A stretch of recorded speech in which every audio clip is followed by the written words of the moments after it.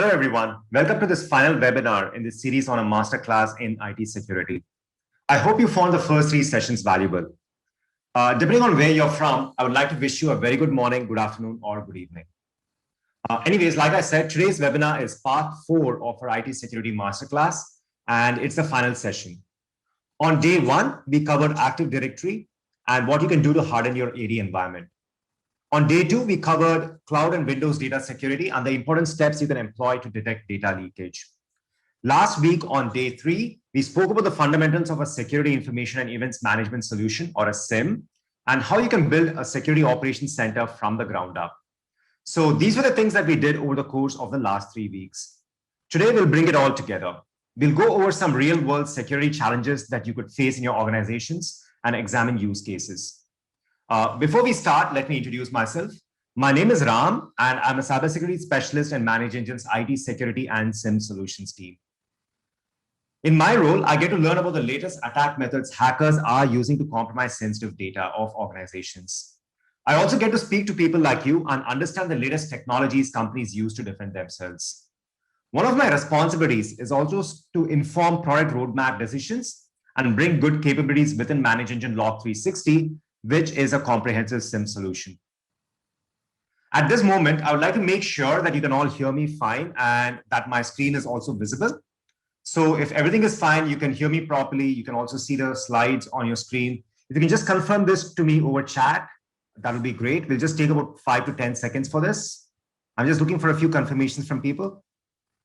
Thank you so much, Sarah, for the confirmations. Thank you, Julie. Thank you, Sharon, Robert, Kim, Michael. Thank you all so very much for those confirmations. Now, in case during the course of this webinar, if there are any technical issues that crop up, please let me know over the chat and I'll try to fix it right then and there. During this session, as we go along, if you have any questions about anything we discuss, please again send it to me over chat. I'll try to answer those questions right away. Or if that's not possible because I'm in the middle of something, I'll take the questions at the very end. Now, on your webinar panel, you have 2 options, one for chat and one for Q&A. Please make sure that you send any questions using the Q&A panel so that I don't miss your questions. You can use the chat option to share your thoughts on cybersecurity with both me and other attendees. So with all of that said, those logistics out of the way, let's take a look at today's agenda. We'll start by performing 2 live attacks. We'll do a partial-based brute force attack and a network-based denial of service attack. The objective here is to show you why it's absolutely necessary to have a SIEM that will monitor such attacks to keep your organization safe. And also think about it, it's always better for security defenders to get into the minds of adversaries, to get into the minds of attackers, and get to see from their point of view what really they do. That's always going to help us defend ourselves better. So that's the point of these 2 live attacks. Then we'll go over a small overview of Log 360 and check out how this solution can help you ward off such attacks. Then after that, we'll step into a world of practical challenges and see what steps you can take to defend yourself against these challenges. So that's the broad plan for today. And without any further delay, let's get started. First up, let's practically see how a brute force attack actually takes place. So I've got a few virtual machines set up over here. This is my lab environment. So this is my lab environment. You can see that I've got a Kali Linux machine over here that's set up. I've also got a Windows 2019 server. This is actually a domain controller. And if I just go into local server, you get to see some details about this particular domain controller. For example, you get to see that the domain is comfort.local. Yeah, just make note of this. The domain is comfort.local. We'll be using that in just a moment. I've also got a couple of Windows 10 workstations here. And this particular Windows 10 workstation, I've got a user called Jim Riley who's logged in. So Jim Riley used to be my professor back in college. So I'm just picking on Jim Riley. So this is the user called Jim Riley who's logged in. And we've got one more Windows 10 workstation as well. So this is my lab setup.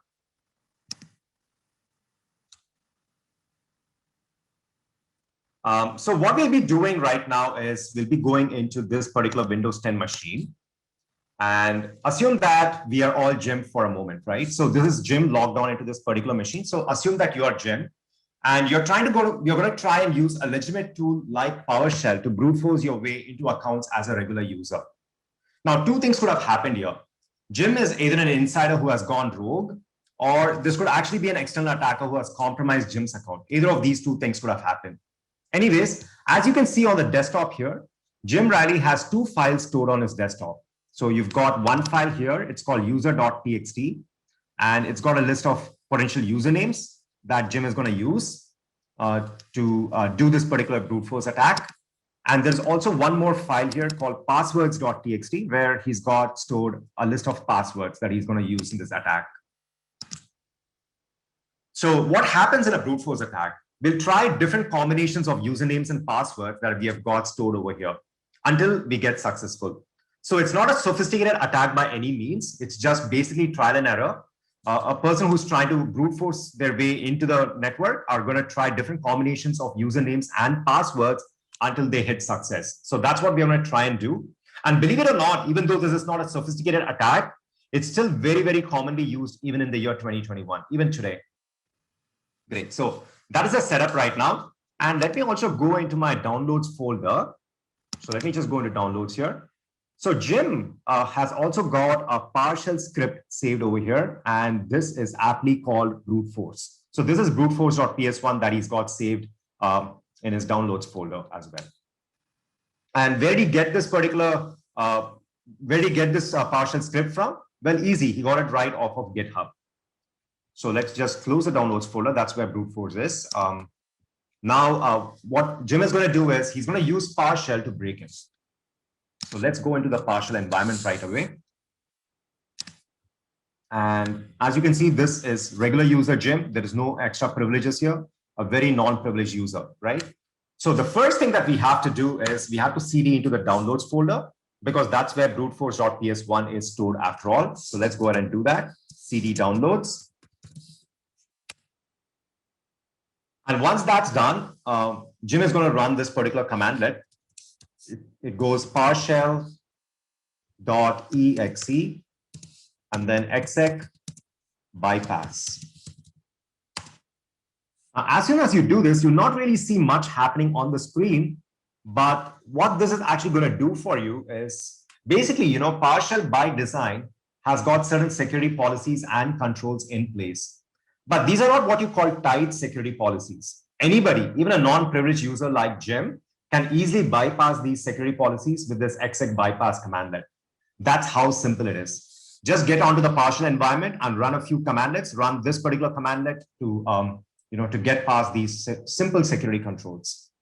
And then it's time to import the module.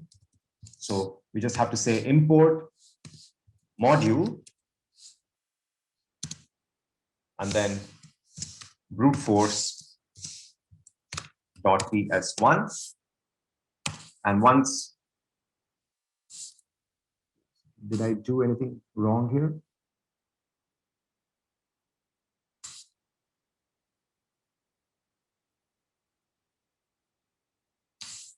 Give me 1 second.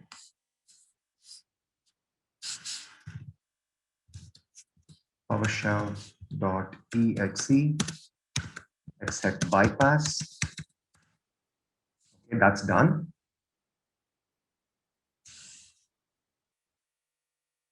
Okay, I think this is probably giving us an error, but let's just check once more. Hopefully this works now. Some sort of a mistake is happening here. I'm not 100% sure why this is.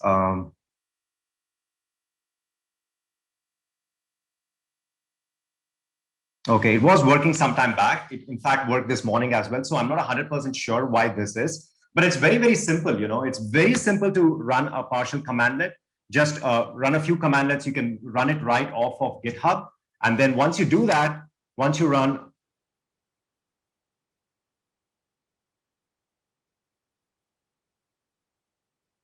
okay, oh yeah, you're right. Robert, thank you so much. Thank you so much for that. Yes, absolutely. You're absolutely right. Yep. I don't know why I missed that. So I just typed the commandlet wrong here. So it goes import dash module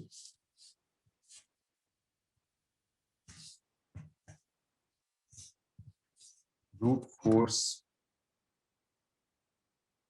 dot ps1. Okay, there we go. So it's finally working. So yeah, thanks for that, Robert. And once that is done, we have to invoke it. So then we just go invoke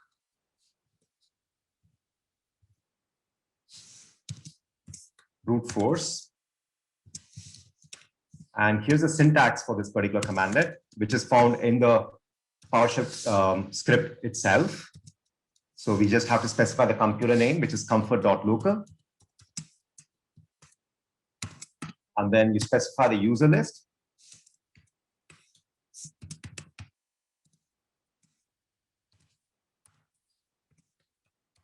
Users, J. Riley, desktop, and then you have user.txt. And then you have to specify the password list.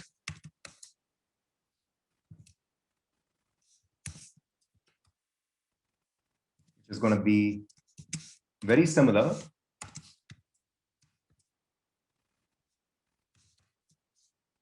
Users, J. Riley, desktop. And then this particular file here, that's passwords.txt. And then the service that we want to attack is Active Directory. And then we hit enter. So it's first going to say unable to contact the domain, but hopefully we just do it again and it's going to contact the domain and take a look at this. We have hit success here. We have hit gold pretty much. So we get to see Jim Riley's own password is password at 123. We've also found David Capson's password. It's password at 2. We have found another user called Steve on the domain, and his password happens to be password at 123. The administrator's password also happens to be password at 123. So, the brute force attack is a very, very simple attack to carry out. It can be done by anybody on the domain. And this is probably the reason, it makes the case very, very strong for us, right? We should not have passwords of this sort at all. We've got to have some passwords policies in place for sure. So this is how a brute force attack basically works. Now let's see how a denial of service attack works. So for that, I need to go into my Kali Linux machine over here, and I'm going to log in.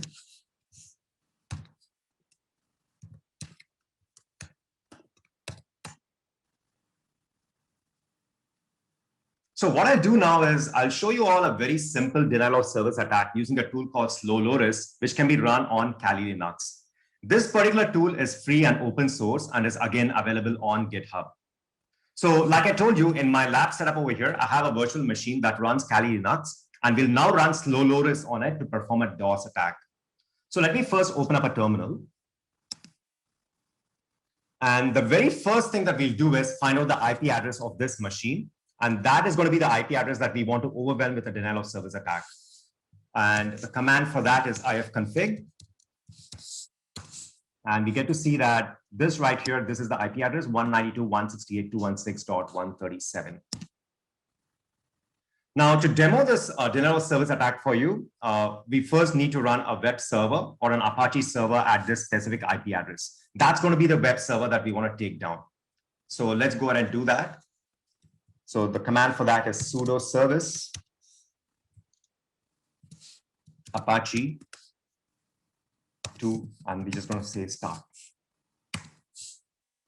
So yeah, once that is done, it would have started. Let's just confirm that it has actually started. So service Apache 2 status. And you can see that it is actually active. It's up and running. To confirm that even in a better way, we can just go over here and we can just go into that particular IP address and for sure, take a look at this. This web server is up and running. Now we want to overwhelm this web server with a denial of service attack. So let's go ahead and do that. Let's go back into the attacker's machine.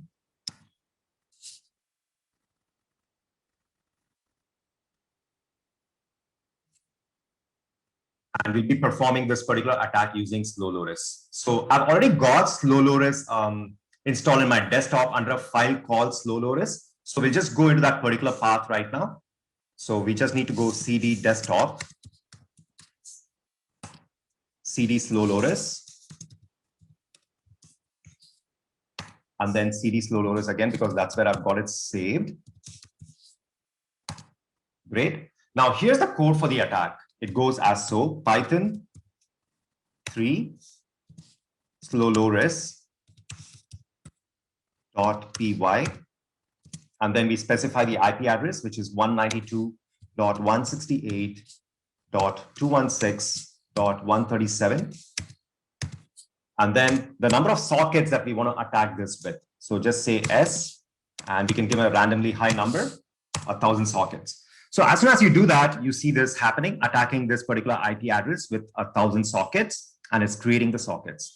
Now it's going to take some time as these sockets are created, and basically the attack is going to start eventually.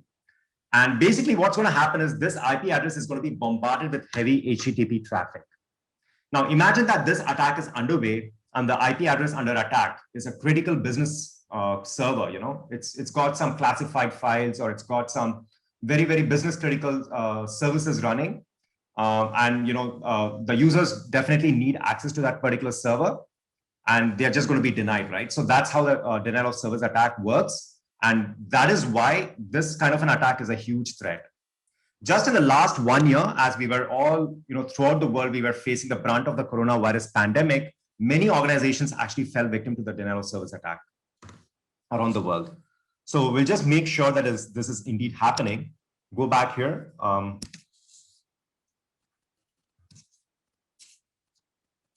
Let me just close this, and we'll do it again and take a look at this. Sure enough, it's not working. We are being denied web service, right? We're not able to reach that particular web server.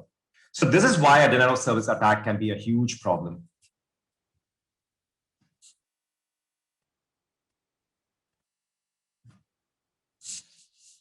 And just get all of this thing here.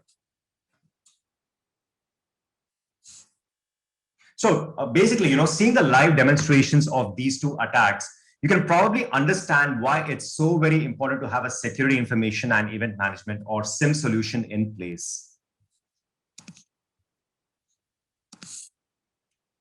So let me just read out the definition here. This is an overview of SIEM.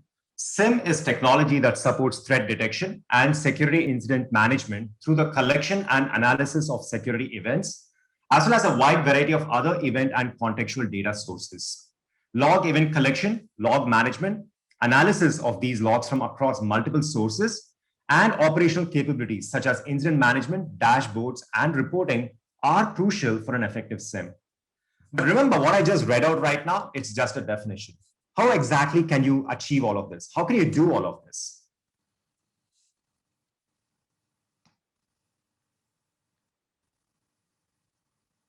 So we've set up the background right now. Now let's see a comprehensive SIEM solution like Log360 and how it is actually able to do all of that. So this right here is the console of Log360. And in this main dashboard, you get to see exactly what's going on in your network at any point of time. To get information on this dashboard, you obviously first need to configure devices for monitoring. And we saw how to do that last week. But just for the benefit of everyone, I'm just going to show that to you very, very quickly. So you have this particular module called Event Log Analyzer within Log360. And if you just go into that particular module, which I've got open over here, I've got a test setup over here of Event Log Analyzer, the log management module. And from here, if you go into settings, let me quickly log back on. Yeah, so once you go into settings and under configuration, you've got manage devices. And this is a screen where you can actually add different kinds of your network devices, such as Windows devices, your syslog devices, and even other types of network devices for real-time monitoring. It's very, very simple. For example, if you want to add a new syslog device for real-time monitoring, you just need to go there, add device from here, and then you can either specify the IP addresses or the host names manually, or you can just discover an ad where you just specify the IP range. And the solution is going to discover for you all the devices that fall within that IP range. You can then set it up for real-time monitoring. Likewise, you can also set up other kinds of network sources for monitoring. You can manage your application sources, your SQL servers, your web servers, your Oracle databases, and so on. You can manage your threat sources, such as your data loss prevention systems. You can also manage your vulnerability data, and you have out-of-the-box support for a lot of different vendors here. Now, apart from all of this, your company could be very unique. You could be dealing with applications that generate logs in very unique formats, and that's where the custom log parser actually comes into play. So you can actually import the logs using this custom log parser. Just teach Log360 what those logs actually mean for the very first time. You just teach it once, and then Log360 is going to give you all of that security analytics for you. Now, if you see the main dashboard of Log360, the main dashboard itself, you get to see on the left-hand side that Log360 is an integrated SIEM, which means that it has multiple security monitoring tools that have been unified into one single interface. Some of these tools are Event Log Analyzer, which we just saw some time back. This is a total log management and auditing software. It looks at your devices such as routers, switches, and firewalls. It also looks at your servers, applications, and so much more. And then you've got AD Audit Plus, which looks at all changes that happen in your Active Directory. So anything and everything that happened in Active Directory is going to be captured in this particular module called AD Audit Plus. The other thing that I would like to highlight, the other component or module that I would like to highlight is Log360 UEBA. This uses machine learning and artificial intelligence to strengthen your defenses against threats. That's Log360 UEBA. You've also got Cloud Security Plus, which is a management and monitoring tool for public cloud platforms, such as AWS, Azure, and Google Cloud. So with all of this set up, we are now in a position to talk about the different important events we should be tracking within our network and the security analytics available within the solution for those particular events. So let me just go into the presentation, and we'll be talking about those particular events right now, the events that you need to track. So we should be tracking and looking at analytics of events that could be part of attack kill chains. When an attack happens, various events could be part of what is called a kill chain, and you have to track events that could be a part of these kill chains. Here are a few examples that might be important for your company, and I've got that listed over here in this slide. First up, we've got log on and log off events. Every attack is going to have some log on as part of its kill chain, right? Someone somewhere has to log on for an attack to take place. This is obvious. This log on could be done by a trusted insider who has gone rogue, or it could be the case of an account compromise. But whatever it is, a log on must happen, and you should be tracking that. Now, you of course want to focus on your critical servers when it comes to these log on and log off events, but don't forget your workstations. And the reason for this is your workstations are a lot easier to compromise than your domain controllers. Your domain controllers usually have a tighter security policy, and they could be difficult for an attacker to compromise. But your workstations are so much easier to compromise. Also remember that different kinds of events get logged at domain controllers, and different kinds of events get logged at workstations. So if you open up the event viewer of your domain controller and your workstations, different kinds of logs will be found over there. For example, you might be tracking authentication events from your domain controller. The authentication into the domain itself, that happens on the domain controller, right? So you'll be tracking those kind of events in your domain controller. And then you might need to correlate that with local log on and log off events on the workstations. So yes, we need to track all of this. Sometimes we need to put 2 and 2 together. You will be tracking the authentication to the domain on the domain controller. And then you'll be making sure that there is a subsequent log on onto the machine as well, onto a particular workstation. So when you get into root cause analysis, when you want to get to the bottom of a particular investigation, you may need to actually correlate the 2 events. Now, how do you do all of that? We'll just take a look at that right now. So we'll be going into the AD Audit Plus module. This is the AD Audit Plus module. I've got an instance open over here. So let me just go into the reports tab. And here you've got user logon reports. And underneath that, you've got multiple reports that open up. You're specifically looking for this particular report called user logon activity. Now, this report tells you about all the successful and failed logon authentications in domain controllers that you have configured.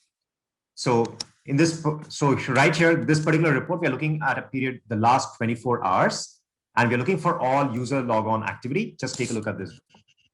You get to see the username, the event number, what type of an event it was, whether it was a success or a failure. It also shows you failures So we've had a lot of successes here. So you get to see that the event type, and you get a lot of other information as well.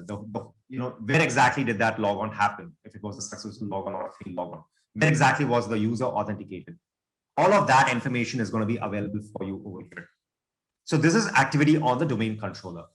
And then just underneath that, you have another category of reports called local logon log off. And here in this particular report, you actually get to see, so let's just go to the logon activity, which is going to tell you all the logon activities on specific workstations. So we were looking at authentication earlier. We are looking at logons into specific workstations right now, again, for a period of our choice, which is entirely customizable. So we can actually go back in time, whatever we want. If you want to go back in time, maybe a year, you can totally do that. And you can get all of that historical data also. So this particular report, once it loads up, you'll be able to see the users that have logged on onto specific workstations. So that's what this report is going to tell you. Let's go back into the presentation. And the point number 2 over here, you need to track Active Directory changes. Now, this is going to be very, very critical. And Active Directory changes happen in so many attacks. Active Directory is used by more than 90% of organizations around the world. And you need to make sure that you track all the changes that happen to users, computers, organizational units, groups, GPOs, PowerShell, and so on, right? So that's what this is, Active Directory changes. So we'll just see how you can actually be tracking all of that in AD Audit Plus right now. And lo and behold, we have this report opening up for us. Took a little bit of time, but you can see the logon activity report here. So we'll be looking at Active Directory changes right now. And we are specifically looking for changes to groups, OUs, users, accounts, and so on, right? So just take a look at this. On the left-hand side, you have several categories of reports, each saying, it's aptly titled. You've got account management, you've got user management, you've got reports on group management, computer management, organizational unit management, GPO management, and so on. So let's say that you're interested in viewing a report that gives you all the details about members added to a security group. So you can get that information by going into a particular report under group management. And this particular report, it's called recently added members to security groups. Just take a look at this report right now. So here in this report, you will see for a period of your choice, in our case, the last 30 days, all the accounts that have been added to security groups. So here are some of the groups. You can see members added to enterprise admins, members added to domain admins, members added to administrators. These are all built-in privileged groups, right? Members added to group policy, creator owners, organization management, schema admins. So all of these are, most of these are, built-in groups. But apart from these built-in groups, and you need to definitely track, whenever a user is added to these built-in groups, you don't want a non-privileged random user to be added to enterprise admins, for example. You need to be able to track that. You need to get that information in this report. But this report, apart from that, will also track, whenever users are added to customized or user-created security groups as well. So, for example, let's say that you have a security group called finance managers, and in that particular security group, you only want to have finance managers who are part of your company. You'll be able to track all of those as well. So everything is going to be tracked in this particular report.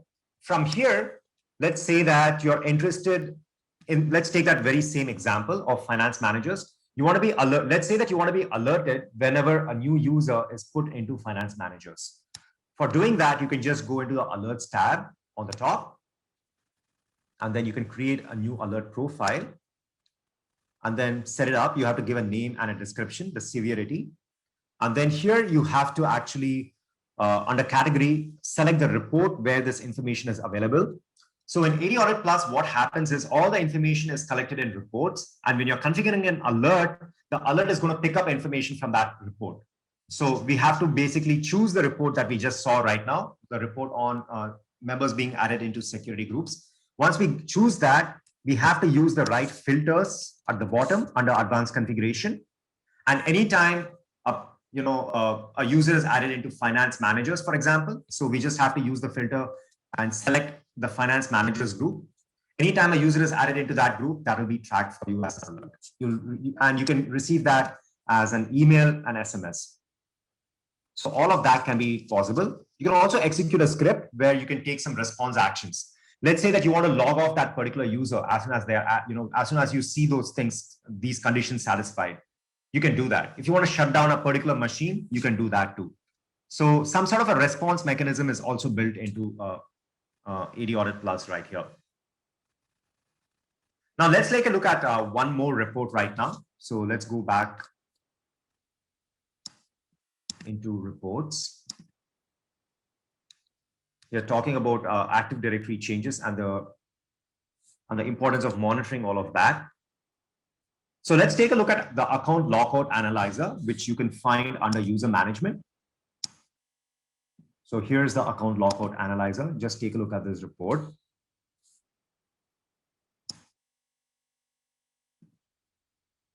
Not sure if I will have information to show you. Let me see if I get some information. Yeah, there we go. So we're looking at the last 7 days, and this report is going to tell us all the users that have been logged out in a time, right? Now take a look at this. This particular user called Hussey, they have been logged out, on this date at these times, right? And you see that this is a frequent occurrence with Hussey. They have been constantly logged out. So as an Active Directory administrator, as a security analyst, we got to ask ourselves, why is this happening? Is this actually okay? Is this a cause for concern? All of these are questions that we need to ask. And many a time, we are also always struggling with the fact that account lockouts happen, and it's very, very hard to decipher what the source of the account lockout is. So many a time, the user, there is no maliciousness involved on the part of the user, but there is some sort of an underlying problem that is causing the account lockout. Maybe some sort of a cached credential is being used, some outdated credential is being used, and that is leading to the account lockout. You can figure all of that out using AD Audit Plus. And to do that, what you need to do is go into this particular column here. It's called Analyzer Details. And let's just pick on Hussey. Just go into details here. And what this is going to do is shown to you right here. You get the analysis of 10 different components, such as Windows services, scheduled tasks, things like COM objects, processes lists, and so on. And these could be probably the source of the potential source of the lockout. So the details is going to show you if there are anything, if there is anything that is sticking out over here. And then as a security analyst, as an Active Directory administrator, you can just go onto this particular source of the lockout and see that everything is in working order, if everything is fine. So that is the account lockout analyzer. So like I was saying, just like some of these reports we looked at, there are numerous other reports here that you can make a use of and get the information to secure your Active Directory. But there is one more report that I would like to highlight for you now, and that is PowerShell auditing. So for that, we need to go into server audit. And then on the left-hand side, you've got PowerShell auditing. And let's go into module logging. Now, once this report loads up, you'll get to see for a period of your choice, the last 24 hours here, all the PowerShell scripts that were run by different users. Now, what did we do earlier? We just did a PowerShell attack, right? We did a brute force attack based on PowerShell just some time back. We did that together. Now, this particular report is going to show you all the PowerShell scripts that have been run by different users in your environment. And when you go into the script data, you'll actually be able to see the full metadata of the script that was run. So whenever something malicious is being done using PowerShell, leveraging PowerShell, you get to know about that in a report like this. Now, let's say that you don't want to just come into the solution and then take a look at the report, because that is going to be in hindsight, right? You want to be proactively secure. You can always go into the alerts tab and create an alert just like before. So the only report, the report that you're picking up the information from would be the PowerShell auditing report that we just looked at, the module logging report. And let's say that you're looking for specific commandlets in PowerShell. You have to use the right filters. You can, that way you can set up this alert, and you can be notified anytime a brute force attack, for example, takes place, right? You can get alerted by email or SMS like we saw earlier. You can also execute a script and log that particular user off, for example. So all of that is possible as well. And that's how you can defend yourself against these kind of attacks.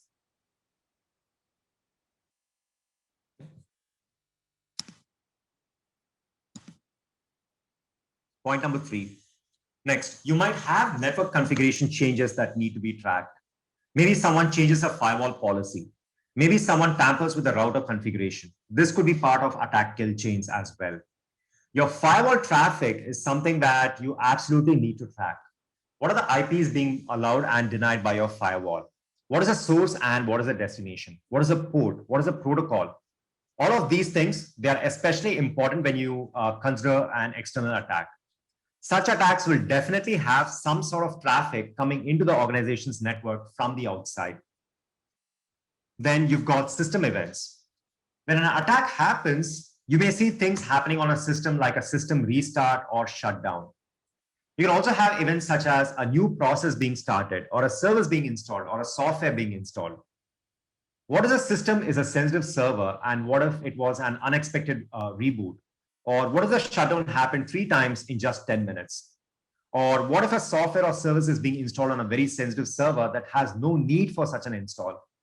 All of this could be events that may happen as a part of an attack. And these will be the kind of criteria you need to think about. And if required, you need to also set up alerts for that. Then you've got data accesses and modifications. A lot of attacks target your data, and you might have a data exfiltration attempt where an attacker attempts to copy data. You can also have cases in which the data is modified, and this could be an example of an IT sabotage. Likewise, you can have examples of insider fraud and intellectual property theft as well, where data is being copied.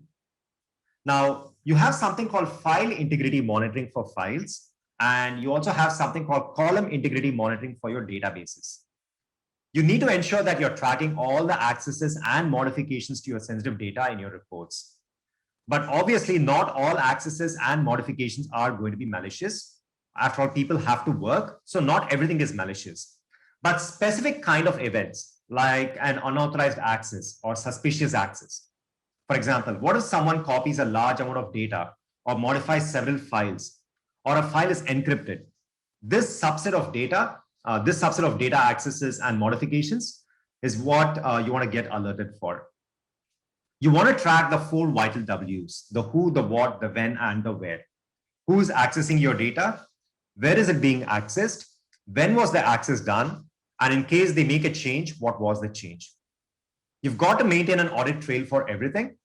And let's say that because of doing that, because you maintain that audit trail, you'll be able to see whenever someone is accessing a shared folder that they are not authorized to access, or is even continuously attempting to access a folder that they are not authorized to. We'll take an example. Let's say that there's a shared folder that is only available for users belonging to organizational unit A. In case a user who belongs to organizational unit B continuously attempts to access this share, and by continuously, I mean, let's say the user tries to access the share multiple times, you may want to set up an alert for that. You may also want to set up alerts so that you get notified whenever permissions to that share are changed. So if someone goes ahead and modifies the share permissions, you need to get alerted for that. So you have data integrity capabilities in Log360. So we'll just go and see how this works. First up, we'll go into the AD Audit Plus module and go into File Audit. Now, this AD Audit Plus module will look at your Windows, your file servers, your Windows file clusters, your NetApp servers, EMC Echelon, your NAS, your EMC servers, your Synology as well. So all of this is going to be, you're able to configure using AD Audit Plus. And if you go into File Audit Reports, you get to see the power of the reports. Things like files created for a period of your choice. So this report is going to show you exactly times at which files were created, where they were created, who was the user who created it, at what time was the file created. All of those things are going to be shown for you in a report of this sort.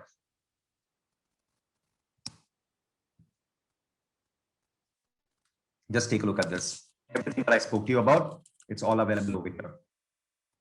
So the server that it was created on, the location, the time, who was it created by, the name of the file or the folder. Everything is going to be given for you here. Likewise, you also have reports for files modified, files deleted, files moved, renamed, copy and pasted, and so on. And you also have this file, this particular report here, failed attempt to read file. Take a look at this report. Maybe I don't have data, no problem. But do you see why this report might be beneficial for you? Now, let's say that it's a very, very critical file, something that has, some business critical data, some trademarks or trade secrets. Now, obviously, the person who's going to show up in a report of this sort, failed attempt to read file, they have failed, right? They have not read the file. They've just tried accessing it. But there may be obviously cases when you want to be alerted, even for a person, even when a person tries to access that particular file or tries to read that file. So AD Audit Plus is going to track that for you. So that is why this report could be very, very beneficial.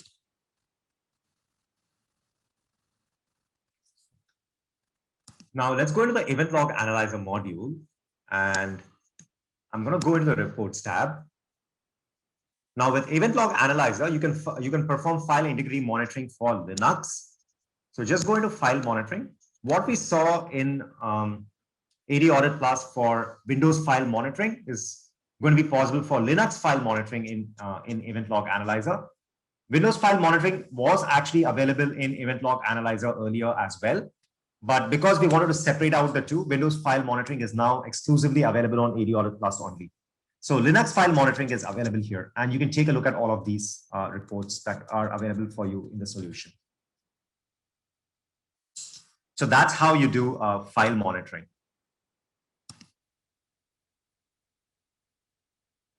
Then the next thing that you need to do is track administrator actions. An administrator can make a change either by mistake or with malicious intent, and you have to make sure that all the changes made by administrators are legitimate and valid. You want to track this because admin activities can jeopardize the security policy of your network. For example, if your Active Directory administrator changes a GPO, or a network administrator changes a firewall policy, or if a database admin changes a role-based access on your database, all of this can have an adverse effect on your network. So you should be able to track all the admin actions. So just see how you can do this right now. Just go into the AD Audit Plus module. And here, go into reports.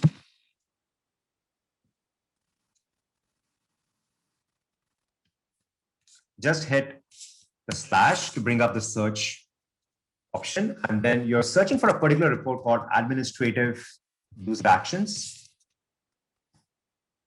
This report right here. Just take a look at this report once it loads up. This report tracks all the changes that admins are doing to users, computers, groups, OUs, GPOs, everything. Everything is being tracked by this particular report. Let me just scroll down. Take a look at this.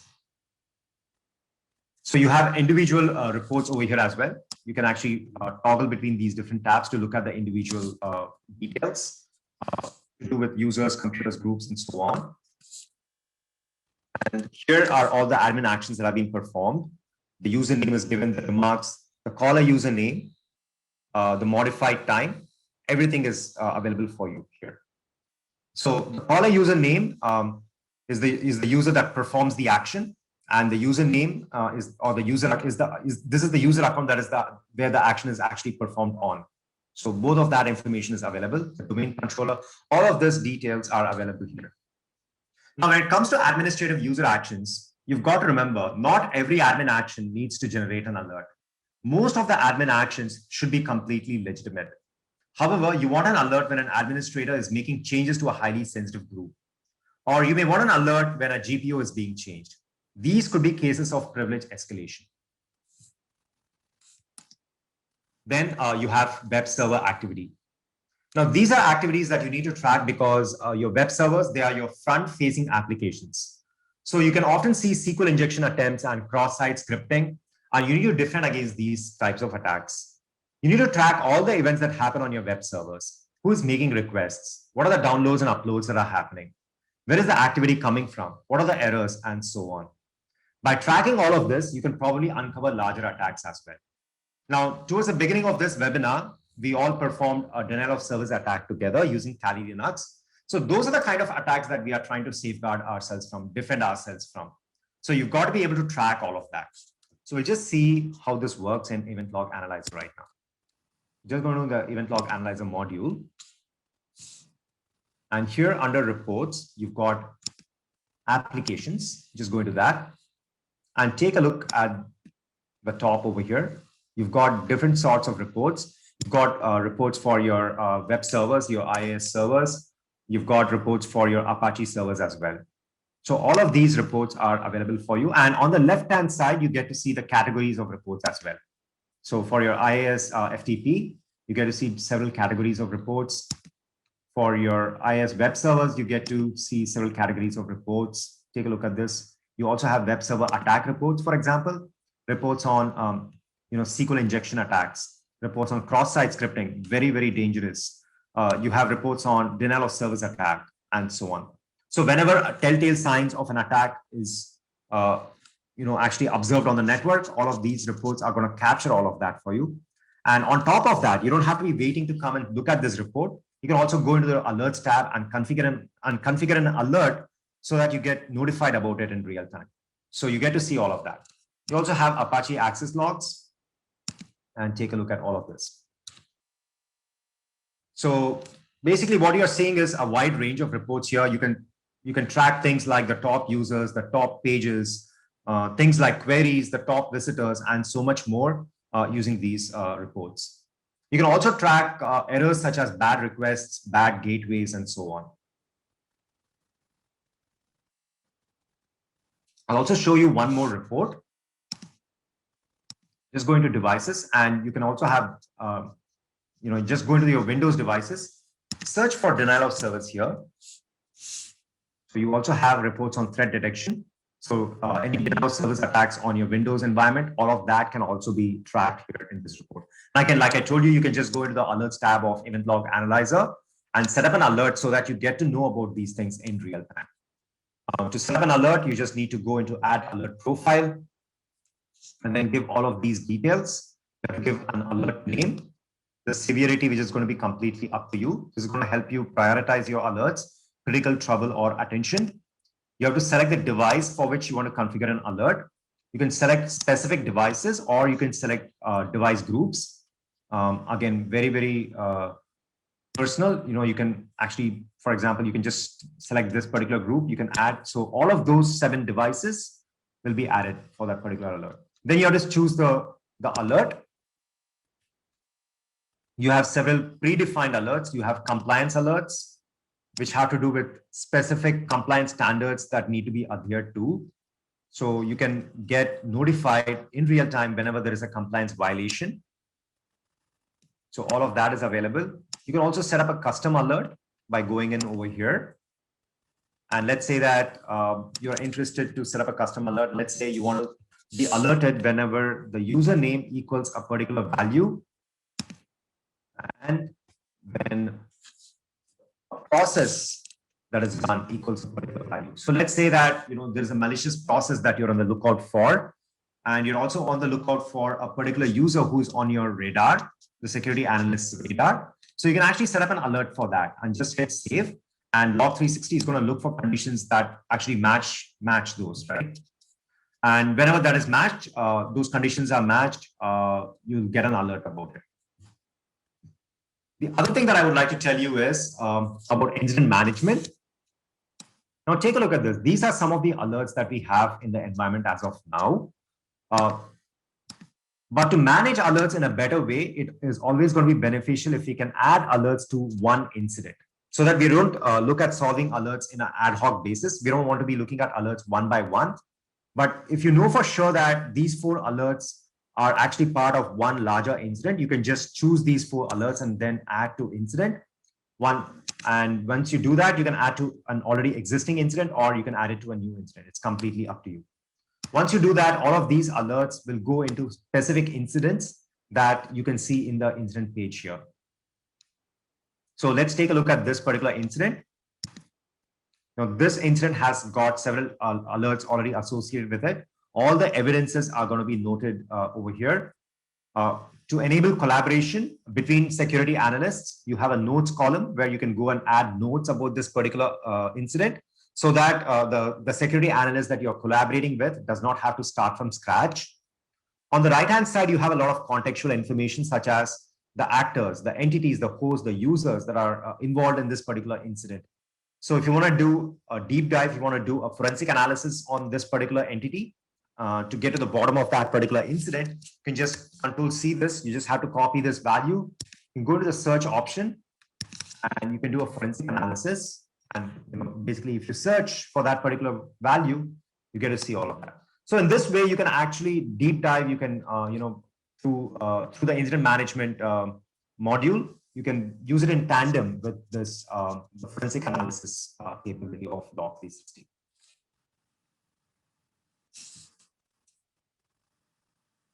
The other thing that I would like to say is integration. So I'll just quickly spend about a minute or two on integration. Just if you go into more tools on the right over here, you have ticketing tool integration. You can actually integrate Log 360 with ticketing tools, your service desk tools, for example. So you have integration with ServiceNow, Manage Engine's own Service Desk Plus, Jira Service Desk, Zendesk, Kayako, BMC Remedy, and so on. So you can actually, all the data that is here in Log 360 in Event Log Analyzer can be sent over to your ticketing tool so that you can do efficient incident response from that tool. So that is also possible.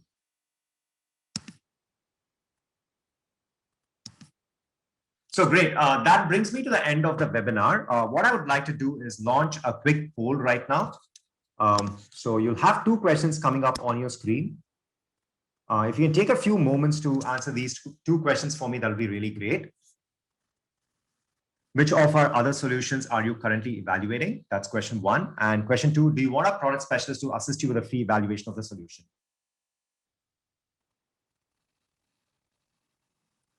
It'll probably take about 20, 25 seconds. Thank you so much for this. I see many answers coming through, so thanks for that.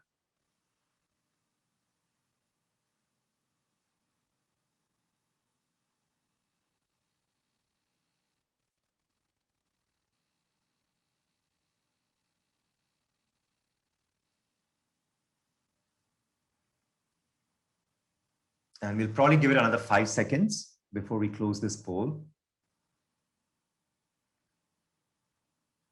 All right, great. Let me quickly close this poll, and I have one more poll to run. And this poll is about the session feedback. So if you can give us your valuable feedback about how this webinar session was for you today, that would be absolutely amazing. It lets us know about what we can do to improve ourselves and the kind of content that we provide to you. So please let us know how you felt about this webinar and about this webinar series as well.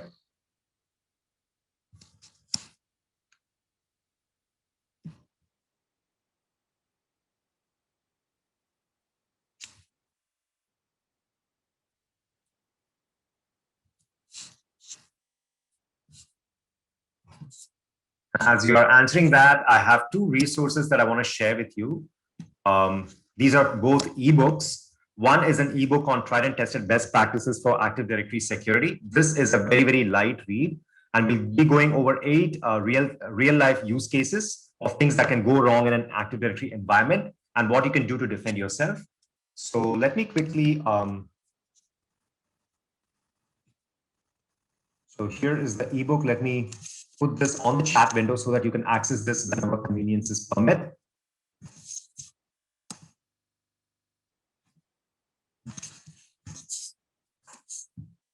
And there's one more ebook on combating hacking techniques and how to defend against DDoS, ransomware, and cryptojacking.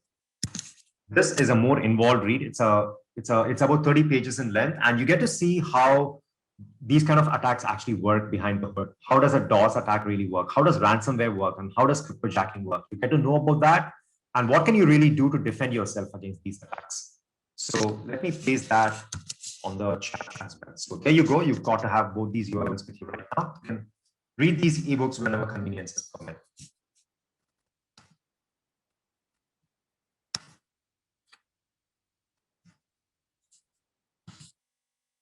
So with that, we are at the end of the webinar right now. Thank you all so very much for being a part of this webinar and in fact, this whole webinar series. I've got a lot of questions. Many of you have also emailed me with questions. So it's been really great. I've had a wonderful time, presenting this to you. So until next time, please take care and have a great day. Thank you so much. I'll still be online for the next 10 minutes answering all of your questions over chat.